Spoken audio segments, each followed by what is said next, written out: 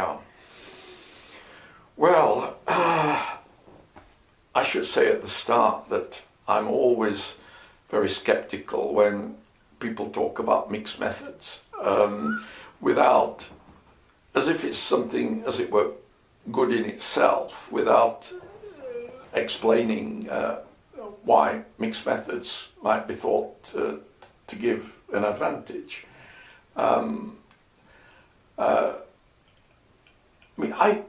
Although I primarily work in quantitative sociology, because I suppose my overall conception of sociology is a kind of population science. What we're really interested in is aggregate level regularities among human populations.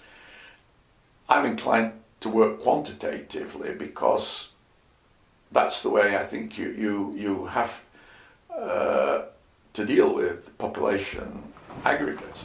But I do think that there is a role for qualitative work in sociology in at least one particular respect, and that is where you've established empirically some population regularity, which for me is the basic kind of explananda for sociology. You've established patterns of social mobility, or patterns of formation and dissolution of partnerships or whatever.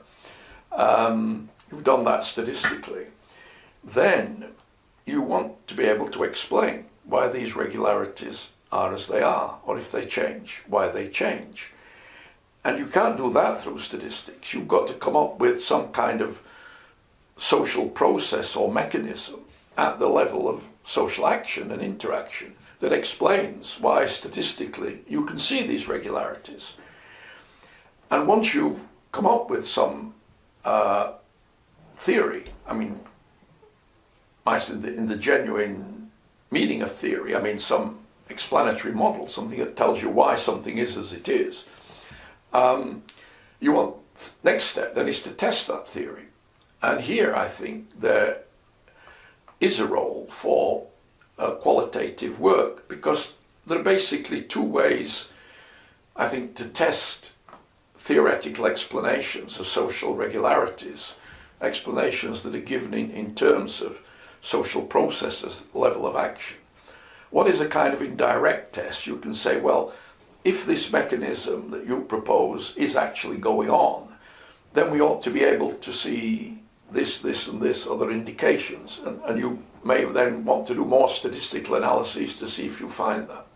But the other way is more directly and say, well, if this process is really going on in families or in schools or wherever, all causation in one sense is local causation. We ought to be able to get in there and see it actually happening.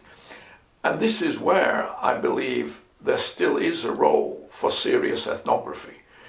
But it has to be serious ethnography, and I think that we've lost that in sociology. This kind of thing I call blitzkrieg ethnography, where somebody just hangs around for a few days and nothing very much. We've got to get back to the Malinowskian conception of ethnography, where people really did spend a long time in the field.